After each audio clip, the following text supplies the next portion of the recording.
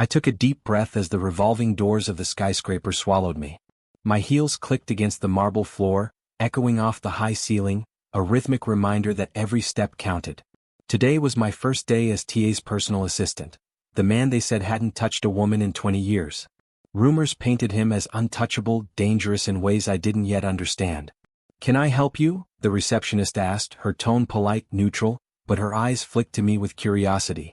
"Yes, I'm here for Mr. Asher," I said, keeping my voice steady. "My first day as his assistant." Her eyebrows lifted. "First day, huh? Brace yourself. You'll see why everyone whispers." I swallowed, nodding, pretending her words didn't make my stomach flip. I felt eyes following me as I passed through the glass doors leading to the executive floor.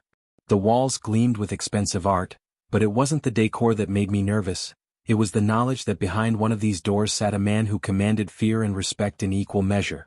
When I finally entered his office, I froze. Tay was there, standing by the window, back straight, hands clasped behind him. His reflection in the glass framed him like a portrait, sharp and untouchable. "Ah, you must be the new assistant," he said without turning. His voice was low, calm, measured. "Yes," I said, stepping forward. My hands felt clammy and I could feel the blood rushing to my ears. He finally turned and our eyes met. I wanted to look away but I couldn't. His gaze was cold, almost surgical, assessing every inch of me in silence. There was something more, though, a storm just beneath that calm exterior, a tension I couldn't name. "Sit," he commanded. I obeyed, perching on the edge of the leather chair as though it were a ledge over an abyss. "I've read your resume," he said, scanning it with precise eyes. "Impressive. But competence alone doesn't survive here.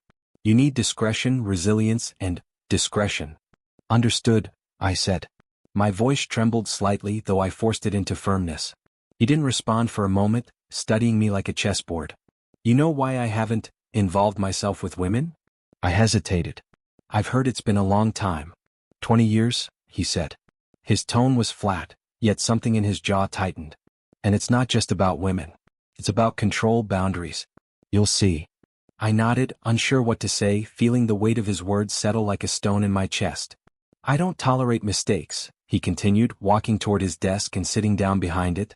"If you fail me, it won't just be your career at risk. It will be public. Understand?" "Yes, sir." My stomach nodded, but I kept my voice steady. A beat passed. Then, almost unexpectedly, he leaned back, fingers steepled. "Why are you here, really? Why this job?"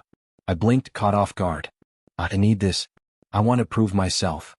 "Prove yourself," he echoed, a hint of amusement in his otherwise stoic face. "Do you understand what proving yourself here means?" "Yes," I whispered. "It means I have to earn your trust every day."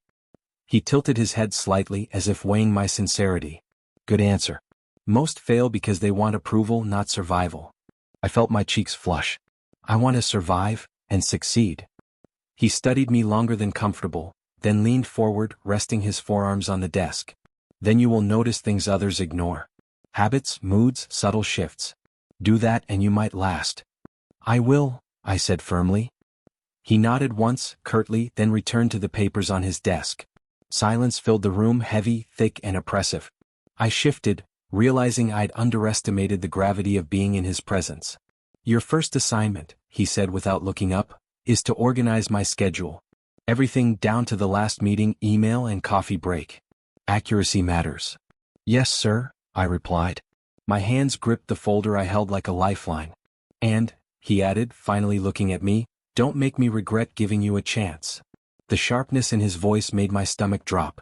I wanted to argue, to defend myself, but the truth was clear. One misstep could end me before I even began. I left the office, my legs shaky. Outside, the hallway felt like a battlefield I wasn't yet ready for. My heart raced, not from excitement alone, but from the realization that I had just stepped into a world far more intense than I had imagined. In the elevator, I pressed the button for my floor repeatedly, as if doing so could steady my nerves. Every reflection in the mirrored walls seemed to whisper the same warning: survive or fall. By the time I reached the assistant floor, I was already replaying every word he'd said, every glance he'd given. There was no room for error here. Every move, every sentence, every breath mattered. I unfolded my folder and began taking notes. Names, meetings, preferences, habits. He had said noticing subtleties would save me. I clutched the pen, determined to catch every detail. This was no ordinary job. I could feel the eyes of the building on me, invisible but heavy, waiting to see if I could endure the storm behind the CEO's calm. And then, just as I thought I might finally catch my breath, my phone buzzed with a message from a colleague I barely knew. "Good luck. You'll need it." I froze. A shiver ran down my spine. My first day had just begun, and I already sensed that survival would demand more than skill. It would demand every ounce of wit, courage, and nerve I had. I straightened my shoulders, took a deep breath, and whispered to myself, "I can do this." But deep down, I wondered how many others had whispered the same thing and failed. The office buzzed like a beehive, phones ringing, keyboards clacking, and people rushing from one meeting to another. I clutched my coffee like a shield, trying to blend in while memorizing names, faces, and office politics I hadn't yet learned. But no matter where I went, I felt it, the weight of his presence. He didn't need to speak to dominate a room. Just the echo of his footsteps made everyone straighten, pause, and hold their breath. "Morning, miss," the receptionist trailed off, unsure how to address me now that I was part of the inner circle. "Just call me me," I muttered, not trusting my voice to be steady. I slid into my chair near the assistant cubicles, flipping open the folder I had meticulously prepared the night before. Everything needed to be perfect. Every meeting, email, note, spotless. Otherwise, I would feel his scrutiny like a cold hand on my back before I even realized my mistake. My first task came immediately. He had left a list of clients to call, each more demanding than the last. I read the notes twice before dialing, trying to anticipate every possible question. My fingers shook slightly as the first call connected. "Hello, this is T's assistant," I said, voice firmer than I felt. "I'm calling regarding your meeting tomorrow." A man's voice barked back instantly. "Finally, I've been waiting. Make sure everything is perfect. I won't tolerate mistakes." "Yes, sir," I replied. Inside, I was already planning contingencies. By the time I hung up, I was sweating. That was just the first of 20 calls, and I was acutely aware that TA would review each one. "Report," a voice cut through the air, cold as ice. I spun around. He had appeared silently at the entrance to the assistant area, eyes sharp and calculating. My chest tightened. I finished the first batch," I said, holding up my tablet. He walked toward me, slow, deliberate. I could feel colleagues' eyes on us, their curiosity and fear palpable. "Show me," he demanded, peering over my shoulder. I swiped through the calls, highlighting notes and confirmations. A frown appeared. "This client prefers calls in the afternoon, not morning. Did you overlook that?" I thought the morning would be better," I said softly, trying to justify my choice. He raised an eyebrow, lips tight. "You thought. That's your problem. Thought doesn't survive here. Accuracy does." I nodded, swallowing back the sting of humiliation. I could feel everyone watching, silently judging whether I belonged. "Correct it," he said, turning away as abruptly as he had appeared. I spent the next 30 minutes rewriting schedules, double-checking notes, and replaying every instruction in my head. When I finally dared to glance at him, he was already reviewing another assistant's work, calm, precise, untouchable. Even as I corrected my mistakes, I caught a glimpse of something unexpected. A flicker in his expression as he paused over a client email. His shoulders slumped for a fraction of a second, almost human. Then just as quickly the mask returned. I blinked, startled by how small that gesture felt, yet how enormous it seemed. Was it empathy? Or just fatigue? "Miss?" His voice sliced through my thoughts. "Yes, sir?" He handed me a printed report. "Notice the trend. Look for details others miss. You'll need this for tomorrow's meeting." "Yes, sir." I took it, studying every line. He was teaching me without teaching me, testing me without explanation. Every moment felt like walking on a tightrope. Lunch came, but I barely touched my sandwich. I was too busy observing him from across the room. He sat alone, back straight, fingers tapping lightly on the desk as he reviewed reports. Occasionally he glanced up at the window, eyes distant, almost lost in thought. I caught a flash, a brief smile at a message on his phone. Then it was gone, replaced by the same sharp, controlled demeanor. I realized I had never seen him relax. Not truly. Not with anyone. "Assistant," he said suddenly, standing as the lunch bell rang. I jumped slightly. "Meet me in my office. Now." I nodded, heart racing. This could be for anything, a compliment, a reprimand, or another test. I followed, trying to mask the tension in my stride. He didn't speak as I entered. He motioned to a chair without looking. I sat, keeping my hands folded neatly on my lap. "Tell me," he said finally, eyes fixed on the report I had delivered, What do you notice? I swallowed.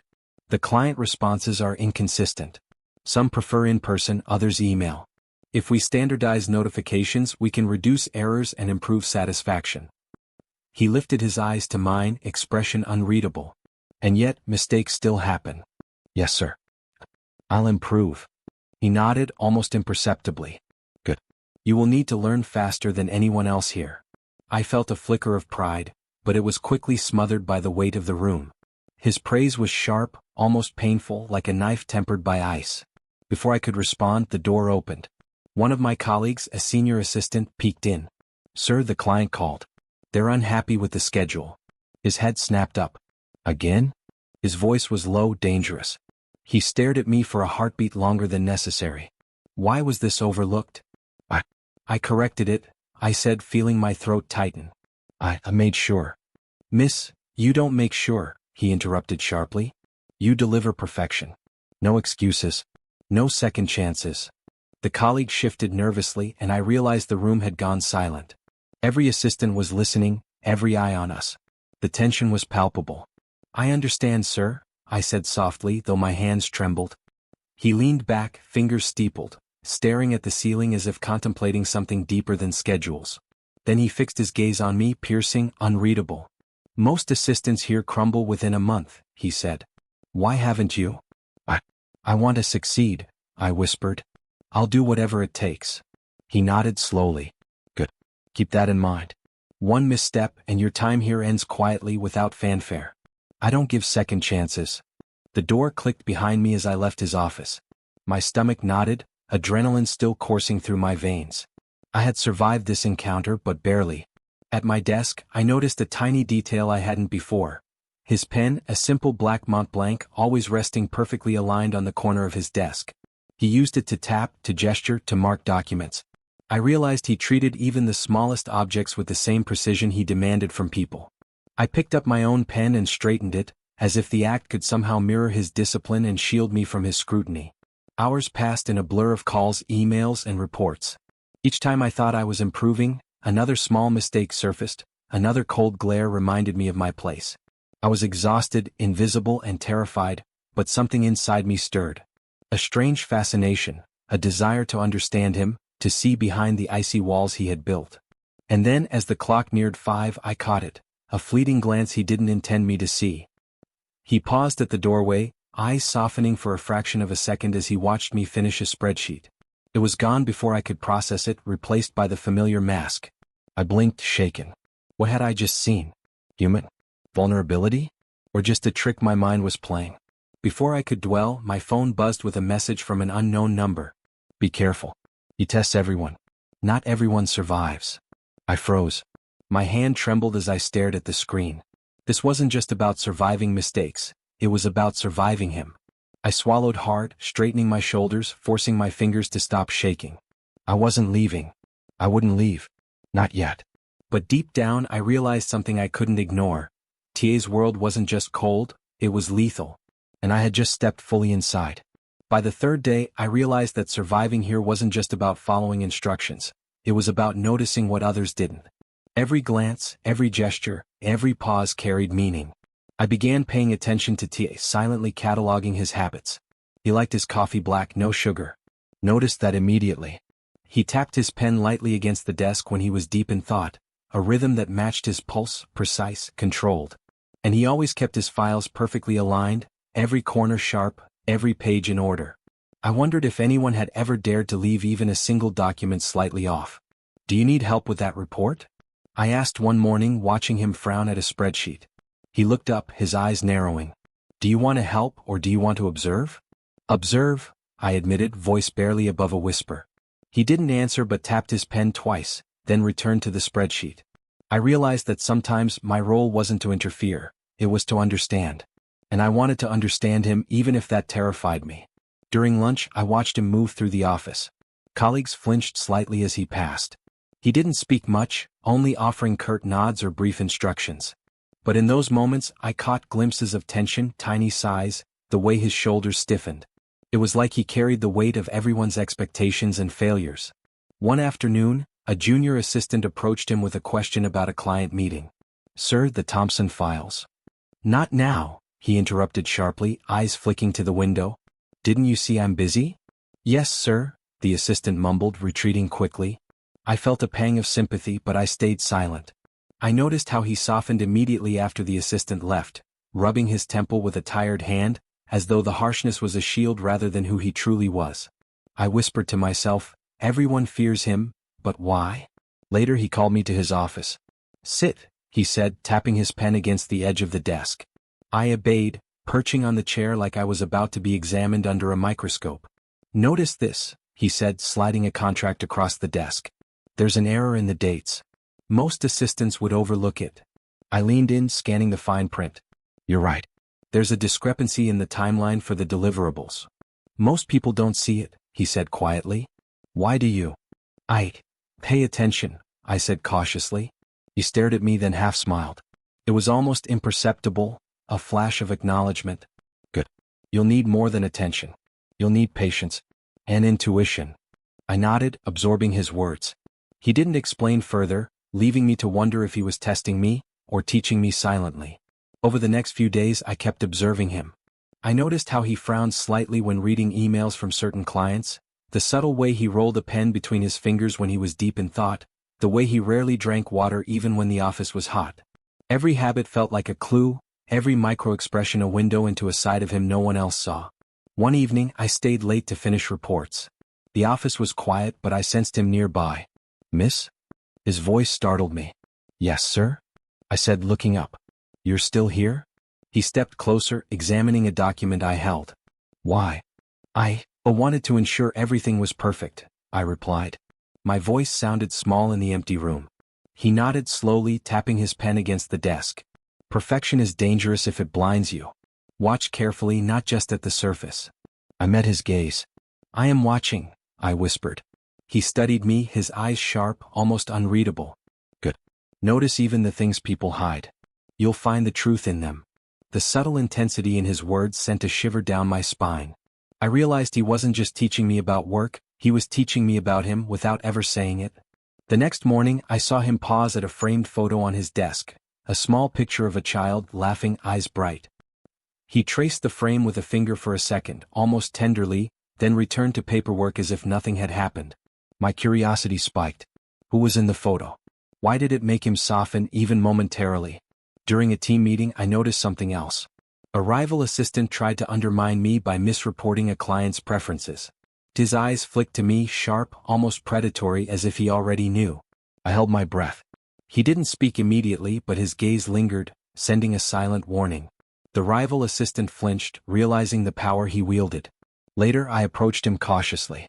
Sir, about earlier, I corrected the report. He didn't look at me directly. I noticed. Well done. The words were few, but the weight was enormous. I felt a surge of accomplishment, and an equal measure of fear.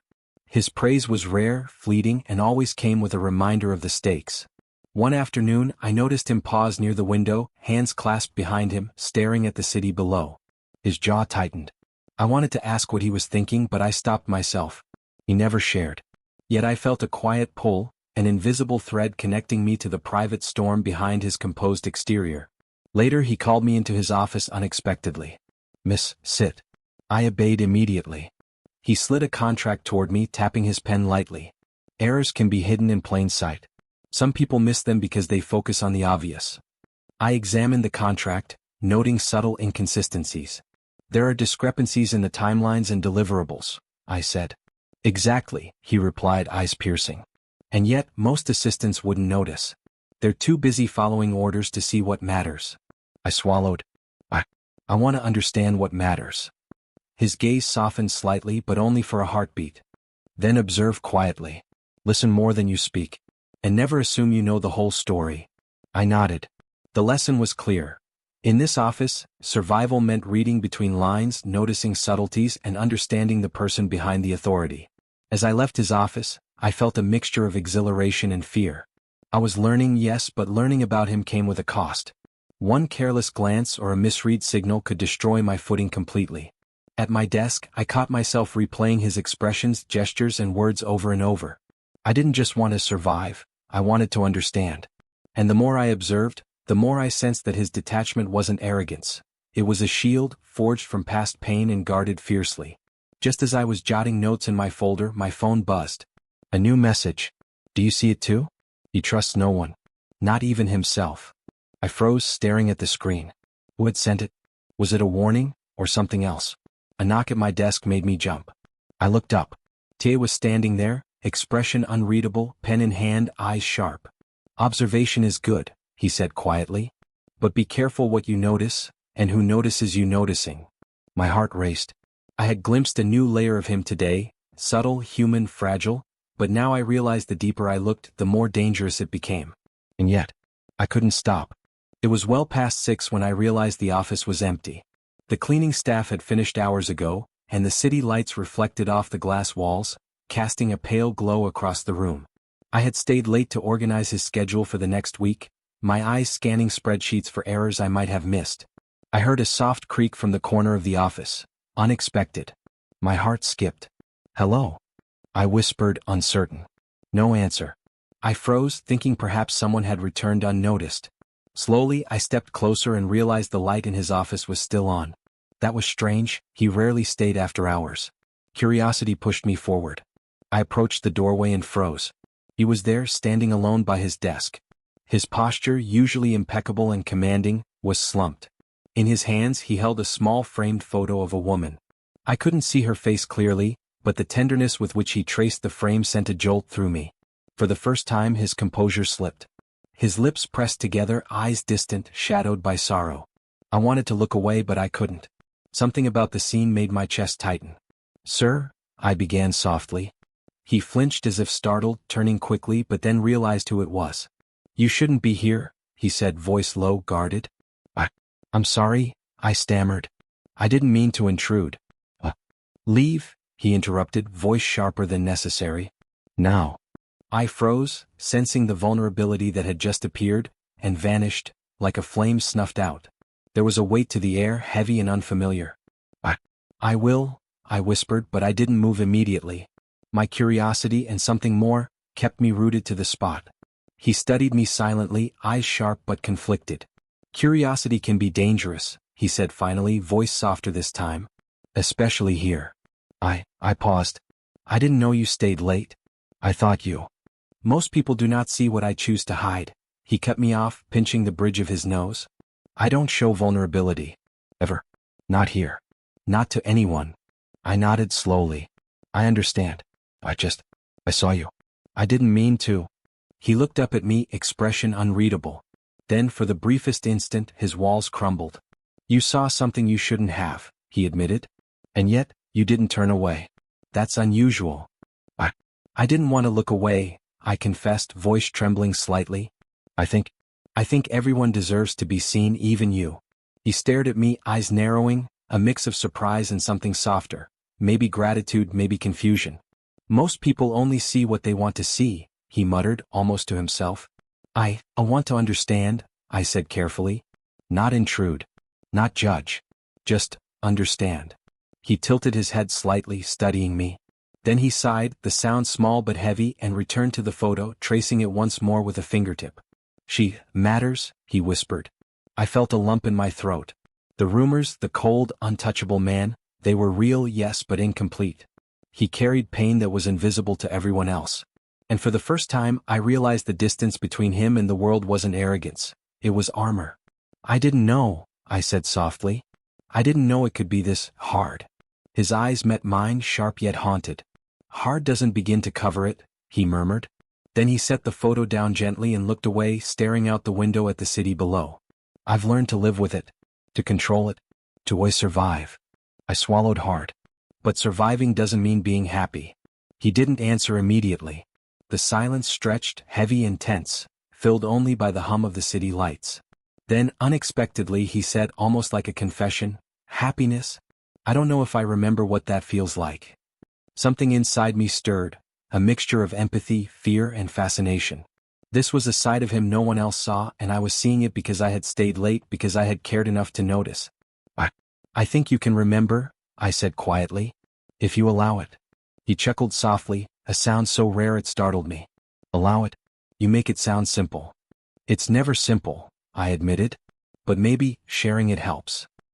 He looked at me sharply as if weighing whether I was serious or foolish. Then he returned his gaze to the photo, quiet for a long moment. Perhaps it does, he murmured. I realized then that my presence mattered in some small, fragile way. That he had allowed me, just for a moment, to witness his humanity. Then, almost abruptly, he straightened, regaining his composure. The photo was placed carefully on his desk as if nothing had happened. His expression hardened, eyes sharp once more. "You shouldn't have stayed," he said, tone clipped, businesslike. I just wanted to help," I said softly, though I knew it wasn't the truth.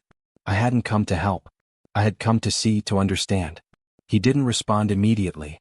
Instead, he picked up a pen, tapping it against the desk, his familiar rhythm. "Help is often dangerous," he said finally. "Especially when it borders on empathy." I nodded slowly, heart pounding. "I understand. You shouldn't be here after hours again," he said, his tone leaving no room for argument. "Not until I say." "Yes, sir," I whispered, though my mind was racing. He returned to his papers, and I took that as my cue to leave. On the way out, I paused and glanced back. He didn't look up from the paperwork, but I could see the tension in his shoulders, the faintest slump that betrayed the mask he wore so well. The elevator ride down felt long. My mind replayed the scene repeatedly, his slip of composure, the photo, the fleeting softness in his eyes. I couldn't shake the image of him, vulnerable and human. It was unsettling, yet it drew me closer, a magnetic pull I couldn't resist. Back at my desk, I realized something. The rumors about his coldness weren't wrong, but they were incomplete. He wasn't untouchable because he was heartless. He was untouchable because he had been hurt deeply, a pain no one else could see, and he had learned to armor himself against it. I opened my folder and began to organize the notes I had taken over the past week. But my thoughts kept drifting back to that moment. The photo was a symbol, a glimpse into a past, a life he hadn't shared with anyone. I felt a strange sense of responsibility, almost protective. Suddenly my phone buzzed. A new message from an unknown number. "You've seen too much. Be careful, empathy is dangerous with him." I froze, staring at the screen. Who had sent it? Was it a warning, or a test? Before I could process it, the office lights flickered, and the sound of the elevator doors opening echoed down the hall. My heart raced. I glanced toward TA's office. The door was slightly ajar. For a moment I thought I saw a shadow move inside. Then, almost as if on cue, my computer pinged, a new urgent email from him, subject line, "Report, tonight. Do not fail." I swallowed hard. My pulse surged. I had witnessed something rare, human, and tender in him, but the world he commanded didn't allow softness to linger. Survival meant precision, obedience, and caution. And I had just learned that curiosity could be as dangerous as a mistake. The day started like any other, but there was a tension in the air I couldn't ignore. Today, Tia had assigned me to work directly with him on the Anderson merger, a high-stakes project that would define the quarter. I felt both exhilarated and terrified. Every glance, every word could tip the balance. "Here's the preliminary report," I said, sliding the folder across the desk. He raised an eyebrow. "And you believe this is sufficient?" "I think it's a solid start," I said cautiously, keeping my voice steady. He tapped his pen against the desk, eyes sharp. "Think isn't enough here." "I know, sir," I said softly, swallowing. "I'll improve it." "Good," he muttered, leaning back, observing me like a general studying a new recruit. As we began reviewing the data together, our proximity was immediate. I could feel the subtle heat of his presence, the weight of his attention. He was precise, analyzing every number, every chart, but occasionally his gaze would flick to me, lingering for just a heartbeat too long. I tried not to notice, but I did. "Miss, did you double-check the third quarter projections?" he asked. "Yes, sir. Twice." I also cross-referenced with last year's data. He leaned closer, reviewing the spreadsheet beside me. Our arms brushed slightly. I felt a jolt, quick and sharp, that I tried desperately to hide. "Good. Accuracy matters," he said, voice low. Noticing the way my hand froze over the pen, he gave a faint, almost imperceptible nod. We worked in silence for a while, the tension thick but oddly comfortable. Then a mistake on a chart made me sigh in frustration. "I swear these numbers have a mind of their own," I muttered under my breath. He glanced up, eyes narrowing. "Mind of their own?" "Yes," I admitted, a small smile tugging at my lips. "They refused to cooperate today." For the first time I saw him hesitate, and then, a brief, low chuckle escaped him. My eyes widened. Tay laughed. Not sarcastically, not sharp, but genuinely. "You're lucky," he said, still smiling faintly. "Most people here would cry instead of laugh." I laughed too, despite myself. It felt strange, warm, and dangerous. A moment of levity shared between us, yet it carried a weight I didn't fully understand. "Miss, focus," he said quickly, regaining composure, though the faint trace of a smile lingered. "Yes, sir," I said, heart racing. The tension hadn't disappeared, it had shifted. Something in the air was different. As the day progressed, I noticed colleagues watching us more closely than usual. Whispers floated past my cubicle when I passed. "Have you seen how close she is to T? Do you think he likes her?" I felt a mixture of pride and anxiety. Their gossip confirmed what I had suspected. Our proximity, our shared moments were noticeable. But I couldn't let it affect me. Not now. Not when one wrong move could ruin everything. "Miss, these client projections," he said, walking beside me as we carried documents to the conference room. "Explain your rationale." I did, outlining my calculations and assumptions. He listened quietly, nodding occasionally, but I sensed a subtle approval beneath the usual sharpness. He didn't praise openly, but it was there, in the way he didn't interrupt, the way he let me finish. Later, we were alone in the conference room, preparing slides for the afternoon presentation. I had misaligned a chart by a fraction of an inch. "Here," he said, stepping closer, adjusting it with his long fingers. Our hands brushed again. "Attention to detail. It matters." "Yes, sir," I whispered, though my heart was hammering.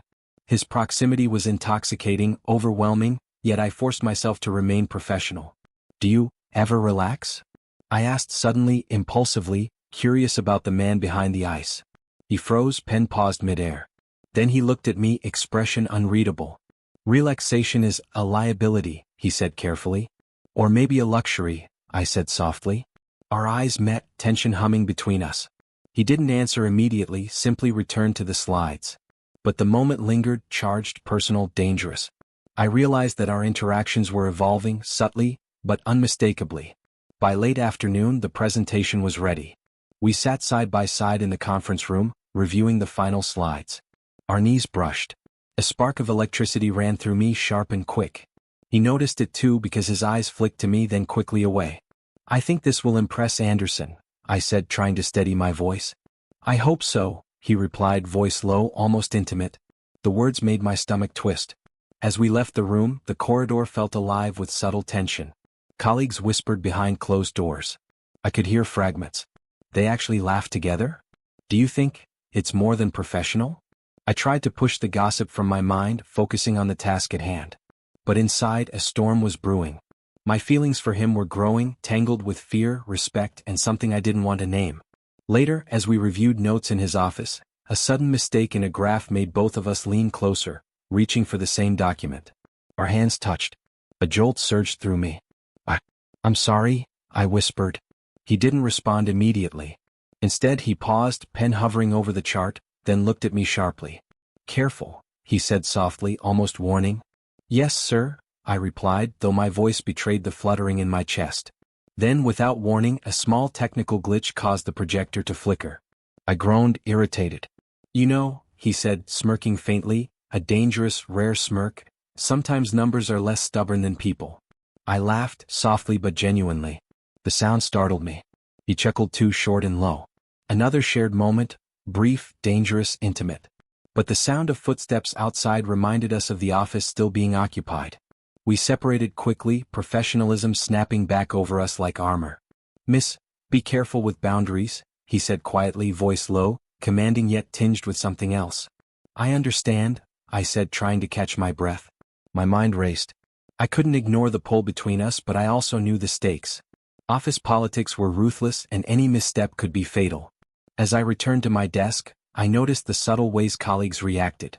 Some avoided my eyes, others whispered, glances darting toward his office. I felt exposed in a way I hadn't expected. My closeness with TA was becoming a spectacle. I picked up my pen, tapping it nervously against my notes, the same rhythm I had noticed he used. It reminded me to focus, to survive, to stay professional. But the moment of laughter, the spark of connection, lingered in my chest like a secret fire. Just as I began to organize the next round of reports, my phone buzzed with a message from an unknown number. "He notices. Be careful what you share." Not everyone survives intimacy here. My pulse spiked. I stared at the screen, heart hammering. Was it a warning? A threat? Or a reflection of the dangerous closeness I had just shared with him? Before I could think, the office lights flickered and I sensed him standing behind me. His shadow fell across my desk. "Miss, your analysis," he said, voice low and controlled. "Be precise. Mistakes now could cost more than data. They could cost trust." I froze. I had felt the spark between us, the subtle shift in dynamics, but this reminded me that trust here was fragile, dangerous, and worth more than gold. And as he leaned closer to review my notes, the faint scent of his cologne, sharp, clean yet warm, made my head spin. I realized that the line between professionalism and personal feeling had blurred, and crossing it could have consequences I wasn't ready to face. It started as a whisper. A hushed conversation at the water cooler, voices dripping with false concern. "She's not careful enough," one assistant murmured. "Did you hear? She messed up the Anderson numbers," another said, glancing toward my desk. I froze, heart hammering. Mistake? Me? I had double-checked everything. I tried to dismiss it as harmless gossip, but the whispers multiplied, creeping into every corner of the office. Later, I was called to TA's office. My pulse raced. Something about the summons felt different, sharper, colder, more pointed. "Sit," he said, voice clipped, eyes scanning a report I didn't recognize. "Yes, sir," I murmured, sliding into the chair. My hands trembled slightly as I set my folder down. "I received this," he said, sliding a piece of paper toward me. My stomach twisted. It was an email, an altered, twisted account of a meeting I had led with Anderson's team. The numbers were misrepresented. The tone implied negligence on my part. I didn't," I stammered. My voice faltered. He looked at me, eyes narrowing. "Miss, this is serious. I don't tolerate errors. Are you telling me this report is wrong?" I triple-checked everything. "Miss," his voice was low now, sharp, almost cutting. "If this is true, it undermines months of work. The board will notice. The clients will notice. And it will be on you." I felt the world tilt. The cold realization hit me, I had been set up. Betrayed. And for a brief, devastating moment, the person I trusted most believed it. I didn't. I tried again, but the words felt hollow, powerless. "Enough," he said abruptly. He pushed the paper aside, eyes hard. "I expect perfection. If there's even a hint of negligence, you are gone. Do I make myself clear?" "Yes, sir," I whispered, voice breaking. My chest ached. Humiliation burned deep, sharper than anything I had experienced before. He leaned back, steepling his fingers, expression unreadable. "I hope this is a misunderstanding." I wanted to scream, to argue, to make him see the truth. But I couldn't. Not yet. Not when the evidence against me, fabricated though it was, looked so convincing. I left his office, feeling small, invisible, betrayed, not just by my rival, but by the man I had begun to trust. The hallway seemed colder than ever. Whispers followed me. Eyes avoided mine, or worse, darted with suspicion. At my desk, I stared at the altered report. Each word felt like a knife. I remembered the first day I had walked into this office, full of hope and determination. Now that hope felt fragile, almost laughable. Hours passed in a haze. I barely moved, barely breathed. Every notification, every message, every ping of an incoming email set my heart racing. I knew someone was watching, waiting to see my reaction. Finally, I couldn't take it any longer. I left the office, stepping into the empty street, night air biting my cheeks. I had to think, to breathe, to process the betrayal. Why me? Why now? I had worked so hard, observed so carefully, earned his tentative respect. And yet here I was, humiliated, doubted, cast into suspicion by lies. I pressed my hands to my face, trying to steady my thoughts. Tears burned, but I refused to let them fall. Not here. Not like this. Somewhere deep inside, a small, fierce part of me awoke, a silent resolve. They had tried to break me. They had tried to undermine me. But I would prove myself. Not just to TA, not just to the office, but to myself. The next morning, I returned to the office with a calm that surprised even me. My chest still ached, my hands still shook slightly, but I carried myself with deliberate precision. Every step, every movement, every word was measured. TA didn't call me in immediately, which I took as a small mercy. I kept my head down, completing my tasks with a focus I had never experienced before. Every number double-checked, every email reviewed, every file in perfect order. I wouldn't give them another excuse to doubt me. Finally, mid-morning, he summoned me again. I entered his office, expecting cold reprimand, harsh words, perhaps dismissal. "Sit," he said, voice clipped but less sharp than yesterday. "Yes, sir," I replied, sliding into the chair with controlled composure. He examined the same report, eyes scanning each line with his usual intensity. Then, surprisingly, he looked up. "This does not match the previous report." I reviewed everything," I said cautiously. "I believe the previous report was altered." He paused. The pen in his hand tapped softly against the desk. "Altered?" "Yes, sir," I said, heart pounding. I can show you the original documents, emails, and meeting notes. They prove my work was accurate." For the first time I saw him hesitate, uncertainty flickering behind his eyes. Then he leaned back, steepling his fingers. "I see." I exhaled slightly, relief washing over me, but it was tempered by the knowledge of the betrayal that had occurred. This wasn't just about office politics. Someone had tried to destroy me, and for a moment even the man I trusted had believed it. He set the report aside, eyes fixed on me. "I apologize for doubting you." I blinked, stunned. "Sir." "Do not speak," he said, tone firm. "Mistakes happen, yes, but intentional sabotage is another matter. I will handle it. But understand this, trust here is fragile. Prove yourself always or be cast aside." I nodded, swallowing hard. The words were both reassurance and warning. "I understand," I said quietly.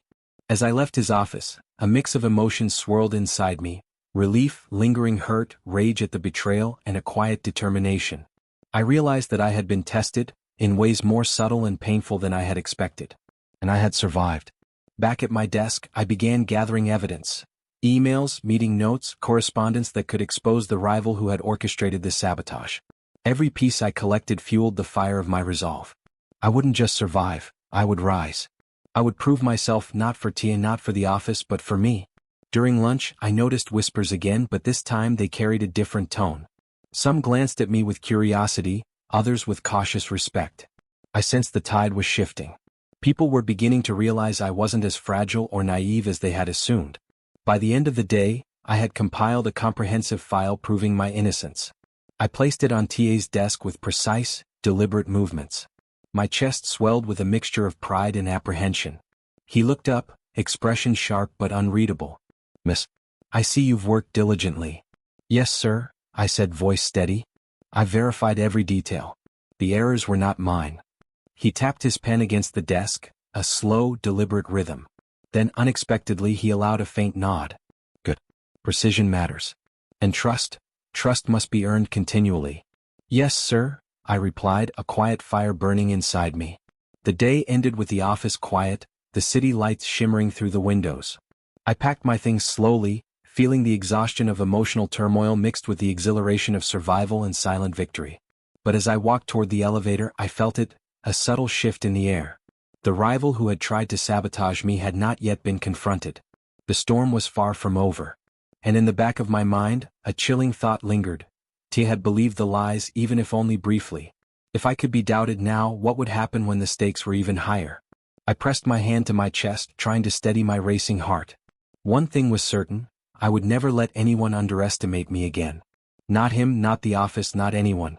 I took a deep breath and stepped into the elevator, determination etched into every movement. The journey to proving myself had only just begun.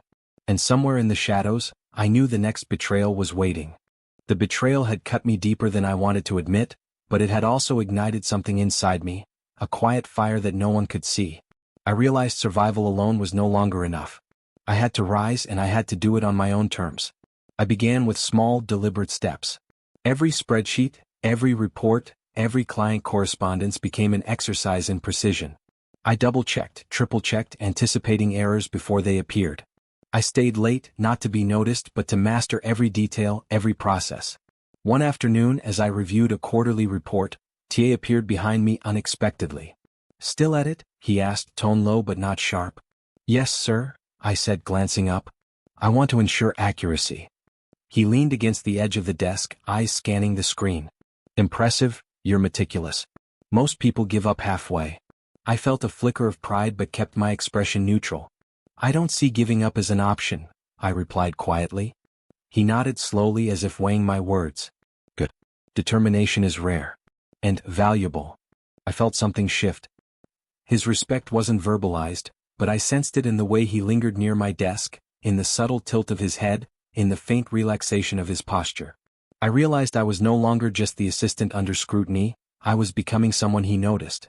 Over the next week, I began observing allies quietly. I found colleagues who were competent, trustworthy, and willing to collaborate without ulterior motives. I started sharing ideas subtly, letting them take root while keeping control over the execution. My influence spread like a shadow, silent, precise, effective. During a strategy meeting, I noticed one of the junior analysts struggling with a client's projection. Without announcing myself, I slid a corrected spreadsheet across the table. "Miss," T said quietly, his eyes catching mine as he studied the correction. "Did you?" I nodded subtly. "I noticed an error. Corrected it." He didn't comment further but watched me throughout the meeting. I felt his gaze, not the cold scrutiny of before, but a quiet acknowledgement of competence. I swallowed, realizing the small victory was mine alone. Later, in the office kitchen, a colleague approached me cautiously. I heard about what happened with the Anderson report. I just want you to know. I believe you." I gave a small, grateful smile. "Thank you. That means a lot." They hesitated, then lowered their voice. "Be careful. Not everyone here plays fair." "I know," I replied quietly, eyes steady. "But that doesn't mean I won't." That evening, TA called me to his office. My heart thudded, not from fear but from anticipation. I had been preparing, honing my skills, and I could feel the subtle shift in our dynamic. "Sit," he said, pen in hand. "Yes, sir," I replied, sliding into the chair. He studied the latest client projections silently, tapping his pen against the desk. Then he looked up at me. "I notice you've taken extra care with these reports." "Yes, sir," I said, keeping my tone neutral. "Accuracy matters." He leaned back, steepling his fingers. "I see more than accuracy. I see initiative. And patience." I blinked, startled. "Patience." "Yes," he said, eyes sharp. "The office is a minefield. Most people react impulsively. You observe, adjust, and act deliberately. That's rare." A surge of pride mixed with something deeper, something I wasn't ready to name. I nodded silently. I understand, sir." He didn't respond immediately. Instead, he leaned forward, voice lower. "And your interactions with colleagues? I notice subtle alliances forming. You're careful, strategic. You're learning." "Yes, sir," I said, a faint thrill running through me. "I want to contribute effectively. Not just survive." He studied me for a long moment, pen tapping slowly. Then he nodded, faintly approving. "Good. Do not underestimate the value of quiet competence." The acknowledgement was subtle, yet it carried weight heavier than any praise he had given before. I left his office feeling empowered.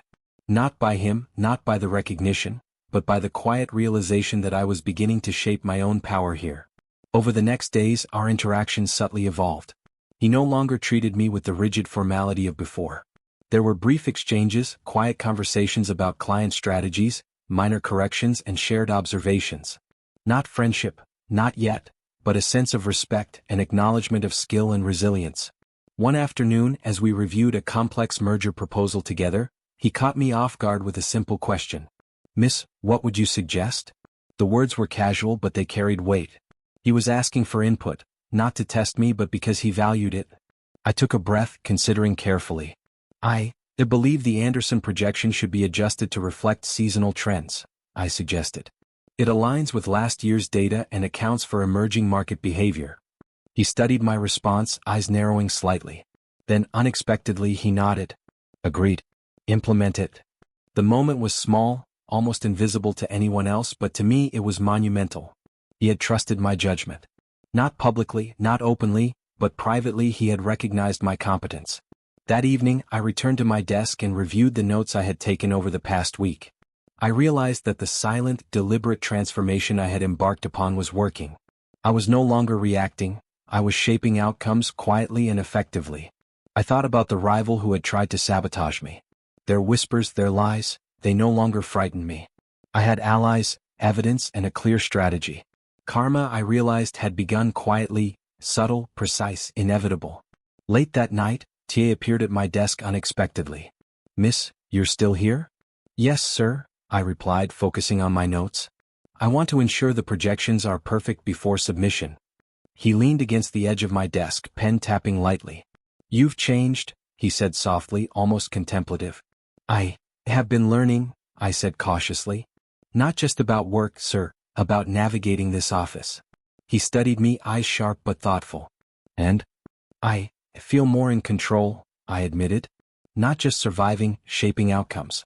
Understanding people, situations, myself." He nodded slowly, a faint acknowledgement. "Good. That is rare." The subtle shift between us was palpable. I felt it in his attention, the way he lingered near my desk, the rare softness in his expression.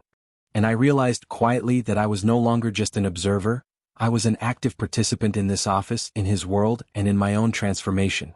As I closed my notebook, my phone buzzed with a message from an unknown number. "Watch carefully. Karma has begun. The tides are shifting." I stared at the screen, pulse quickening. The words were both a warning and a confirmation of what I had sensed, the hidden transformation, the slow emergence of power, the subtle reversal of influence. TA's shadow fell across my desk again. "Miss, remember this. Discretion and patience are your allies. Power is quiet. Observe. Adapt. And act when the moment is right." "Yes, sir," I said, feeling a thrill of understanding. The balance of power was shifting, not abruptly, not visibly, but undeniably. As he returned to his office, I realized that I was no longer simply his assistant. I was someone who had survived betrayal, learned to navigate treachery, and begun shaping my own influence quietly. And he was noticing. The office lights dimmed, leaving me alone with my notes, my thoughts, and a quiet, simmering sense of determination. I had started silently, but the storm was building. And when the moment came, I would act. The moment I stepped into the conference room, the weight of the project pressed on me. The Anderson account was complicated, far beyond the typical workload, and everyone had hesitated to take it on. Except me. I had spent nights analyzing every detail, running simulations and cross-checking every variable. This time I wouldn't rely on anyone. I couldn't. I had to prove to myself, and silently to Tia, that I was capable. "Good morning," I said quietly as I set up my notes. No one answered immediately. The room was empty except for the projector, the long table, and the city skyline looming outside. It was perfect. I dove in, running through each projection, adjusting charts, building strategies, predicting outcomes. My hands moved confidently, almost instinctively. Every calculation precise. Every word deliberate. Mid-morning I felt a presence. Tay had entered silently, standing near the doorway. I didn't look up. I didn't need to. I could feel his gaze, the way it weighed on me, curious yet conflicted. "You're doing this alone?" he asked quietly, voice low, almost incredulous. "Yes, sir," I replied without pause. "I've prepared everything. I just need to verify assumptions before submission." He stepped closer, pen in hand, eyes scanning the spreadsheets I had meticulously arranged. "Impressive," he said after a moment, though his tone carried a flicker of doubt. "Most people wouldn't even attempt this without support." I swallowed, keeping my expression neutral. "I work best when I take full responsibility. It's faster and cleaner." He didn't reply immediately, simply observed as I continued. I could feel the subtle shift in the air. His admiration was there, quiet, hesitant, but buried beneath caution and his own emotional walls. He was drawn to my resilience, but it unsettled him. By lunch, I had completed a full draft of the proposal. I ran simulations again, ensuring every variable aligned. Then finally I took a deep breath and called TA over. "Sir, I've completed the draft," I said, voice steady despite the adrenaline. He leaned against the doorframe, pen tapping against his palm. "I'm impressed, and slightly concerned," he admitted. "You've exceeded expectations." I felt a quiet thrill. I wanted to ensure accuracy. And impact. He studied me, eyes narrowed. "Impact, yes. You've proven capable." I did not anticipate this level of performance. I nodded subtly. "I know my own potential, sir." The words were simple, but the confidence behind them was unmistakable. For the first time, I sensed not just respect, but a quiet tension. His admiration tangled with something more complex. Later, during a review with the board, I presented the proposal alone. The room was tense at first. Colleagues whispered, doubtful, watching as a single assistant led the discussion. But I held my ground. Charts were clear. Projections solid. Every question met with a confident answer. "I had some reservations about this approach," one board member said.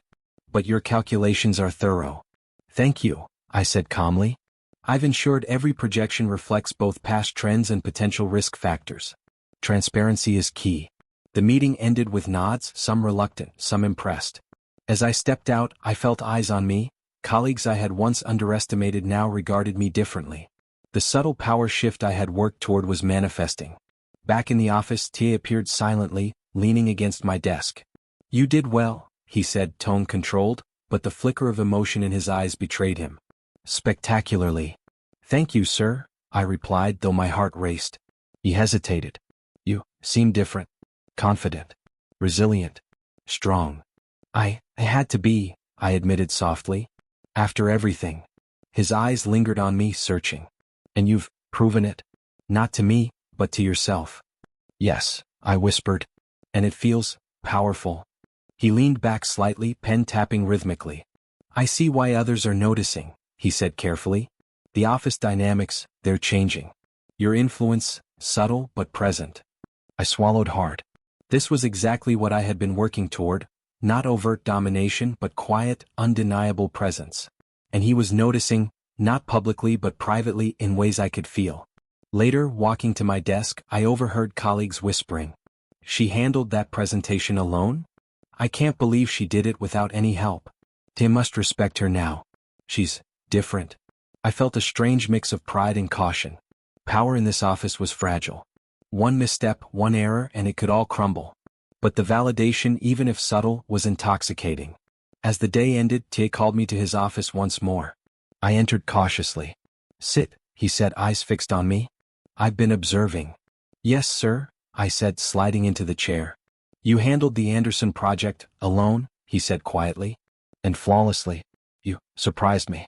Not just with competence but with composure." I blinked. "Thank you, sir. I wanted to ensure the work was beyond reproach." He leaned forward slightly, voice lower. "It is. But your composure, it unsettles me. Most people crumble under pressure. You do not. You're resilient. Dangerous in a sense." I held my breath. Dangerous? It was a compliment, or a warning? He continued, softer now. "I see why the office whispers about you. I see why. I notice you differently." I felt my chest tighten. Not fear, not humiliation, but anticipation. He was acknowledging my growth, but he didn't yet understand it fully. Or perhaps he refused to. I appreciate your trust, sir," I said carefully, keeping my tone neutral. "I work to earn it every day." He didn't respond immediately. Instead, he studied me, eyes flicking to the skyline behind me. Then he muttered, almost to himself, "Trust, fragile. Power, complicated. And yet." I leaned slightly forward, curious. "And yet, sir?" He didn't answer. He simply leaned back, pen tapping against his desk, leaving the thought unfinished, attention hanging in the air. As I left the office, I felt the subtle shift in power more keenly than ever. My colleagues no longer saw me as a timid assistant. T's guarded acknowledgement, mixed with admiration and confusion, confirmed it. I was no longer just surviving.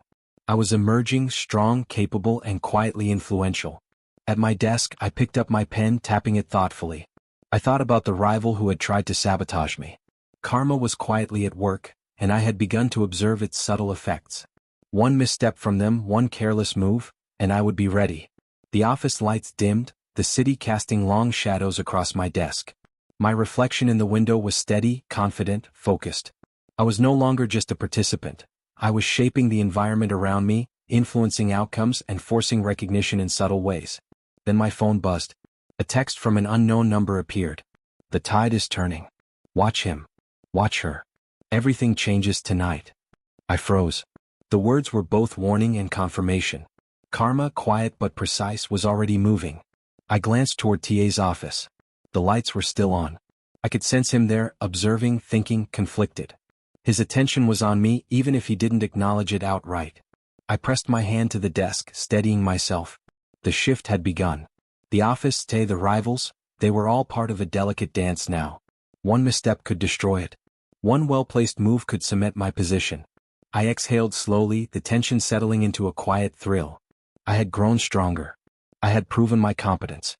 I had begun to alter the balance of power, not with confrontation but with skill, patience, and strategy. And he was noticing. I knew that tomorrow, everything could change again. But tonight, I allowed myself a brief moment of quiet satisfaction. I was no longer invisible. I was no longer vulnerable. I was emerging. And the office would have to reckon with me. I didn't expect him to call me into his office so late. The hallway was silent, the hum of the city outside the glass walls the only sound. My heart pounded with anticipation and apprehension. Something was different today.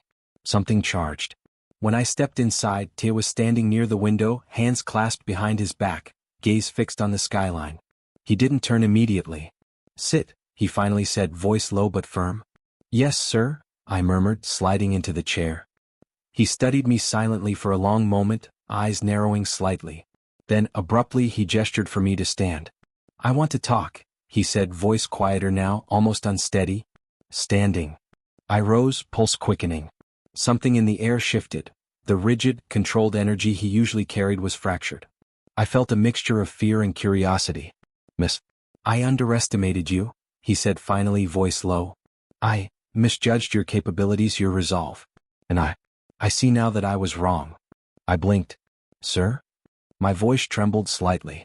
He didn't answer immediately. He walked to the edge of the desk, leaning slightly forward, eyes intense. "I've always maintained control. I've always kept people at a distance. But you," his voice faltered for a fraction of a second. "You're different." I felt my chest tighten. Different how? Dangerous? Resilient? Challenging? "Different doesn't excuse the way you distance yourself," I said suddenly, voice sharp. "Your coldness, it affects everyone. Not just me. Not just your team. People fear you. They hesitate. They suffer silently because of the walls you've built." He stiffened, jaw tightening. "Miss, you don't understand." "I understand more than you think," I interrupted. "I've observed, I've adapted. I've learned to survive here. But that doesn't mean I ignore the damage your behavior causes. And it doesn't mean I can't see it clearly."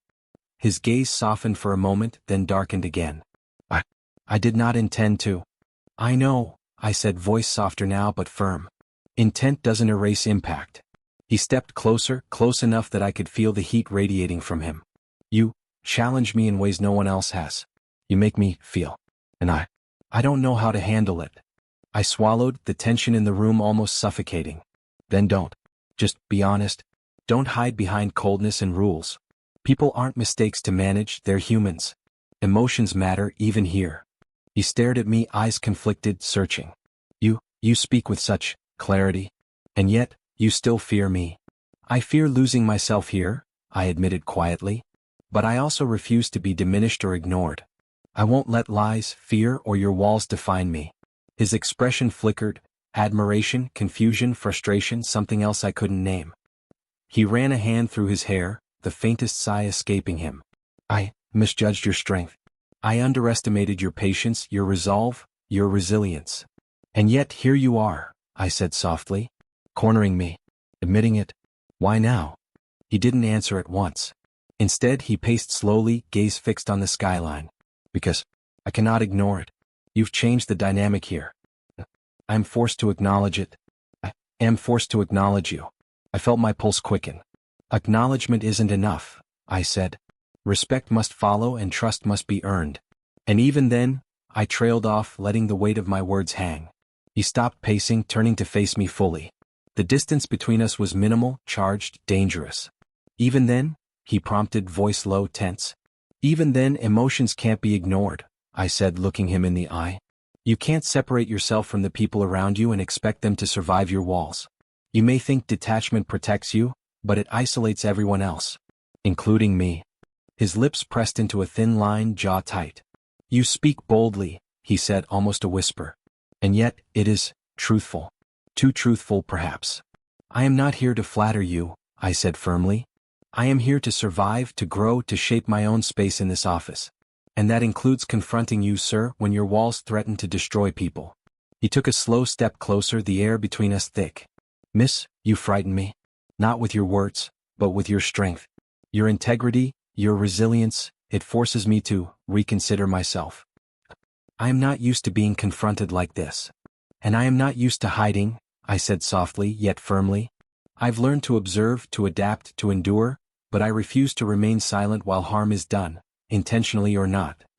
He exhaled sharply, running a hand down his face. "I underestimated the impact of my own actions. And I underestimated you." I stepped closer, matching his intensity.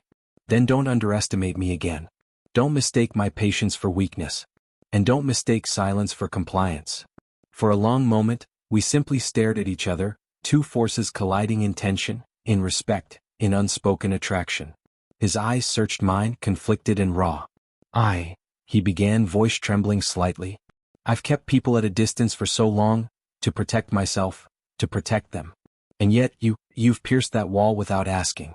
And I do not know how to respond. You don't need to, I said softly. Just be aware. Be present. And stop hiding behind control. It isn't protection, it's isolation. He inhaled sharply, the tension in his body evident. Miss, you are relentless. And you, I said, voice low, are human. And humans make mistakes. But they can also change. The silence that followed was heavy, charged with energy neither of us could ignore. For the first time we were not CEO and assistant. Not ruler and subordinate. Not detached and distant. We were simply two people, raw, honest, and exposed. I felt a spark, brief and dangerous, flicker between us. Attraction? Respect? Recognition? Perhaps all three. I didn't know, and neither did he. He stepped back slightly, jaw tight, gaze flicking away for a brief second. Miss, we must maintain boundaries. Even now. Even after this confrontation. I nodded slowly, heart still racing. Yes, sir. Boundaries, for now. But understand this, walls cannot stay forever. They will crumble if ignored. And I will not ignore them. He swallowed, eyes flicking back to mine. I see that. I fear what it means. For me. For you. For us. I fear it too, I admitted quietly. But fear alone does not dictate actions. Choices do. And I will act when the time is right. He ran a hand through his hair again, stepping closer, closer than protocol allowed, closer than comfort permitted. Miss, your words, your strength, it shakes me. But I cannot. Cannot what?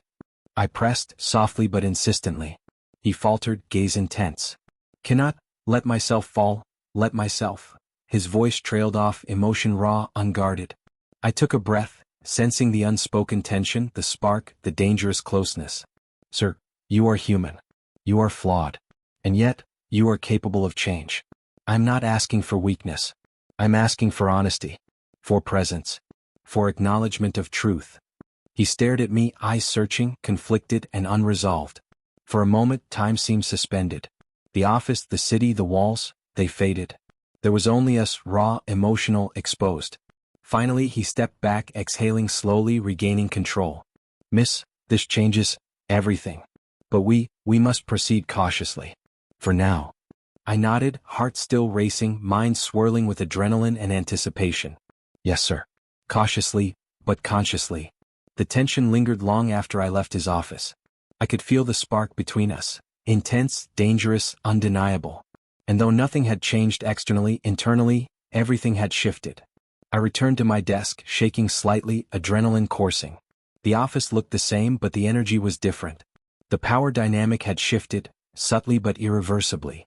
And I knew, tonight, we had crossed a line neither of us could unsee. The spark was dangerous. The walls were cracking. And when they fell completely, everything would change. I didn't expect him to call me to his office so early. The sky was still gray, the city slowly waking, but the atmosphere inside felt heavier, intimate. Something had shifted since our confrontation. Something unspoken lingered between us. He was seated behind his massive desk, head lowered, hands clasped. The usual controlled demeanor was absent, replaced by a quiet tension. When he looked up, his eyes carried a weight I hadn't seen before, pain, regret, something raw. Sit, he said, voice low, almost hesitant. Yes, sir, I replied, sliding into the chair. He studied me in silence as if weighing whether to speak. Then he finally exhaled, a long, almost pained breath. There's something I need to tell you. Something I've kept buried for 20 years.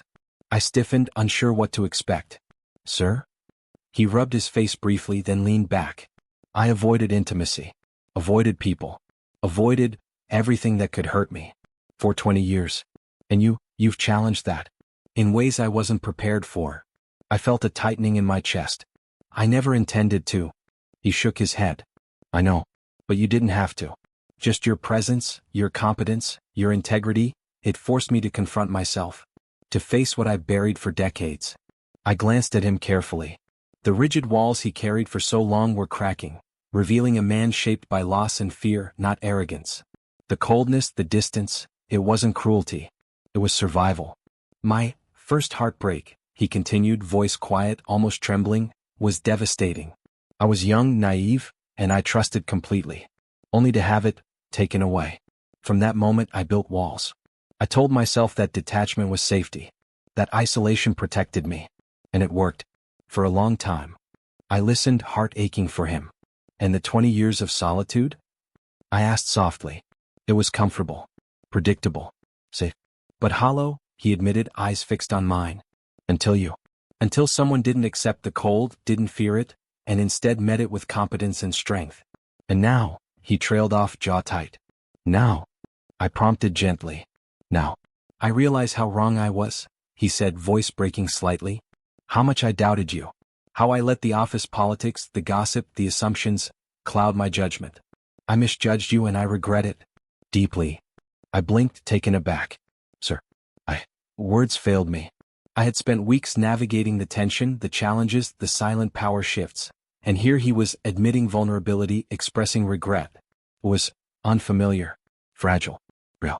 He leaned forward, hands resting on the desk. I'm sorry for doubting you. For allowing the friction in the office to take precedence over fairness. And for my coldness. I see now that it wasn't protection. It was harm. I felt a lump in my throat. I appreciate your honesty. More than you know. But sir, you don't have to apologize for surviving. Your walls, they kept you safe. I understand that now.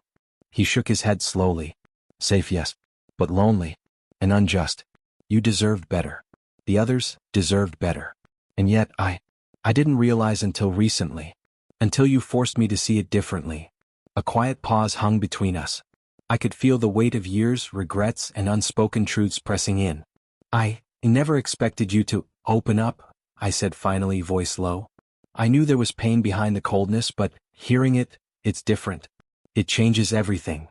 He looked at me, eyes searching, almost vulnerable. I didn't plan to. I don't often share this. But you've earned it. Somehow. Your patience, your resilience, your refusal to be diminished, it forced me to confront the truth. About myself. About how I've treated others. About you. I swallowed, feeling the emotional intensity, the unspoken understanding. Sir, I don't need explanations. I needed honesty. And I understand. More than you might think. He exhaled slowly, leaning back, a faint tremor in his hands. And yet, I still regret the time wasted. The trust one withheld. The assumptions I allowed to control me. It's not too late, I said softly. We can move forward. If you choose to. His gaze softened, a flicker of relief crossing his features. Move forward, cautiously. Carefully. But yes, I want to. I must. We shared a silence, then a quiet, fragile connection. No words could fully convey the layers of understanding, remorse, and emerging trust. Yet in that silence something shifted. Something delicate and profound. I noticed a small photo on his desk, a woman smiling gently holding a child. The image seemed almost symbolic of the loss he carried, the distance he maintained. His hand rested near it, hesitant, reverent. That is part of your past? I asked quietly. He nodded, voice barely a whisper. Yes, a life that ended differently than I imagined. And yet, I carry it with me. Always. I understand, I said softly. Our pasts shape us, but they don't have to define us forever. He studied me, eyes glistening slightly. You have a way of seeing people, seeing through walls, and yet, respecting the barriers when necessary. I admire that, more than I can say. I felt a warmth rise in my chest. Sir, I've learned from you too. About patience, observation, and the weight of decisions. But I've also learned that vulnerability isn't weakness. It's strength. He exhaled, leaning back, eyes distant for a moment. Then he met my gaze again, steady and raw. Strength, yes. You embody it. And you've reminded me that I can too. Even after all this time. I nodded, emotions swirling, empathy, respect, caution, and an undeniable connection that had grown over weeks of observation, conflict, and subtle intimacy. Regret, he continued quietly, is heavy. But sharing it, acknowledging it, lightens the burden. For me. And perhaps for you too. I feel that, I admitted softly. It's not just your regret. It's ours. The friction, the misunderstanding, it brought clarity. And perhaps a chance to move forward differently. He gave a faint, almost vulnerable smile. Yes, differently. I want that. I hope you do too. I do, I said firmly. Cautiously, yes, but I do. We've navigated chaos together, sir. And I trust we can navigate understanding too. A quiet understanding passed between us. No grand declarations. No promises. Just acknowledgement. Empathy. Recognition. The office politics, the betrayal, the friction, it had led us here to this fragile yet profound connection. He exhaled, leaning back fully, eyes fixed on the skyline. 20 years, wasted in walls. And yet here we are. Maybe it's not too late. I felt a swell of emotion. It's never too late to choose honesty, sir. Or to choose trust. Or to choose connection.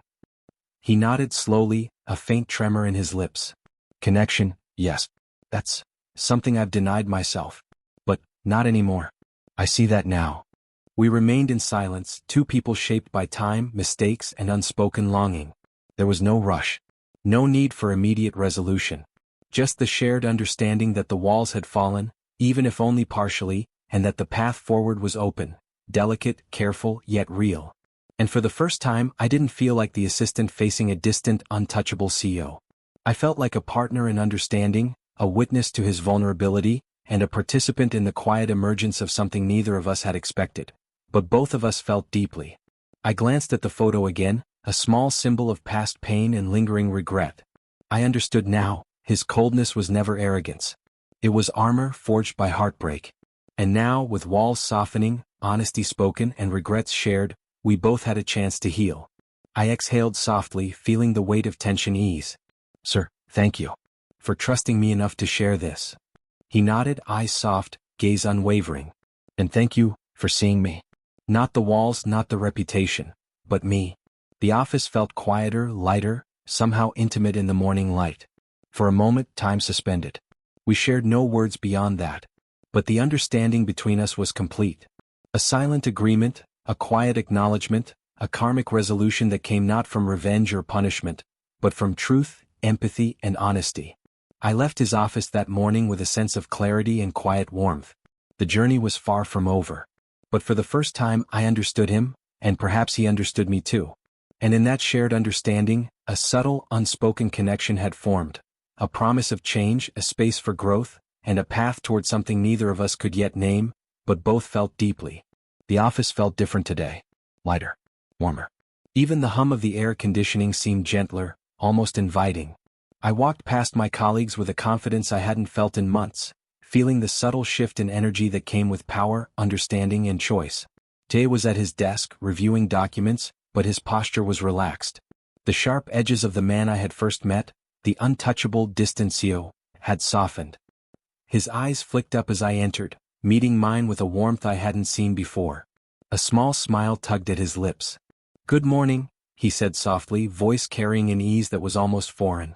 "Good morning, sir," I replied, stepping into the rhythm of this new dynamic.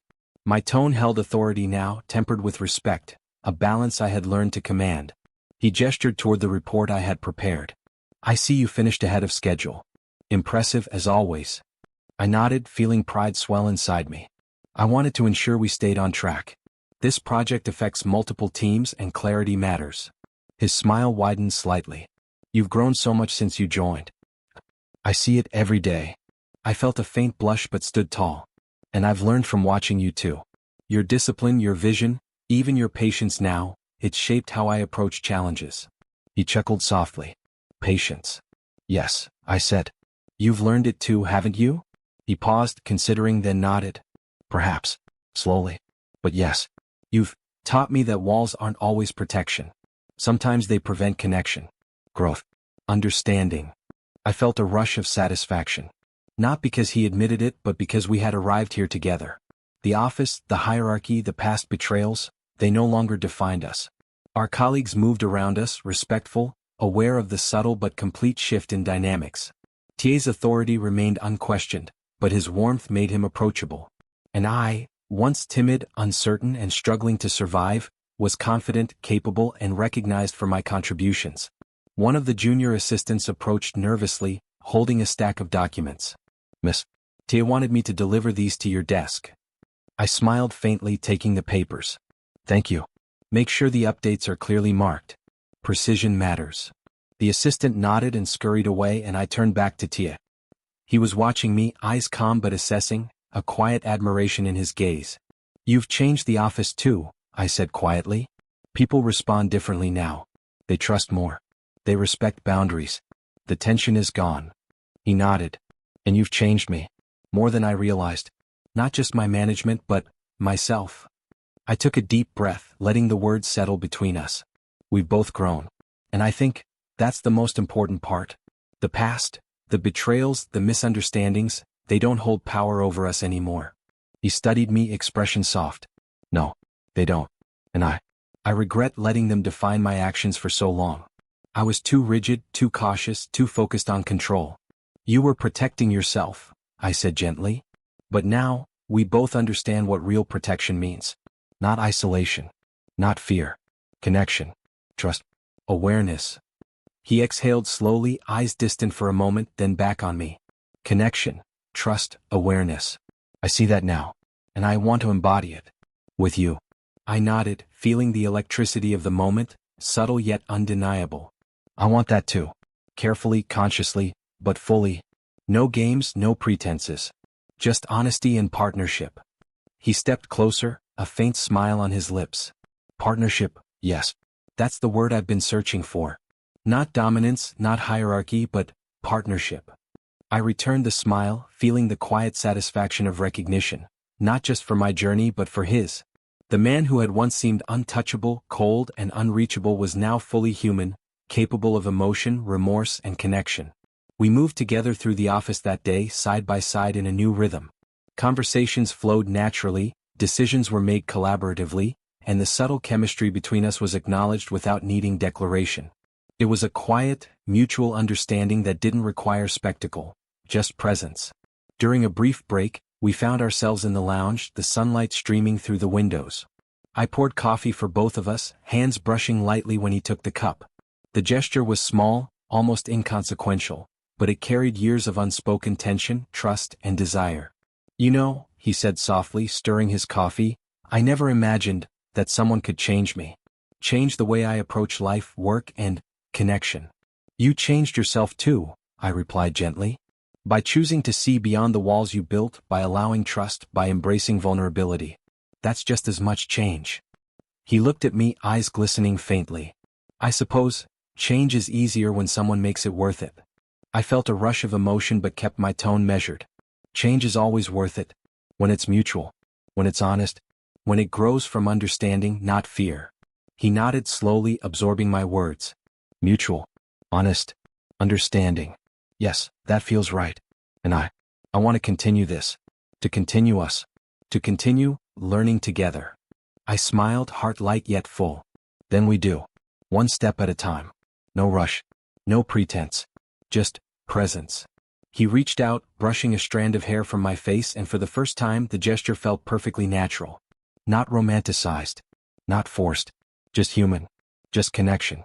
I never thought I'd experience this, he murmured, voice low. Not in a million years. And yet, here we are. Yes, I said softly. Here we are. And we've earned it.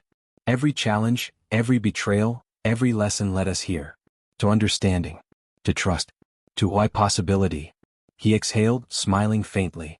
Possibility. That's perfect. That's exactly what it feels like. I looked around the office,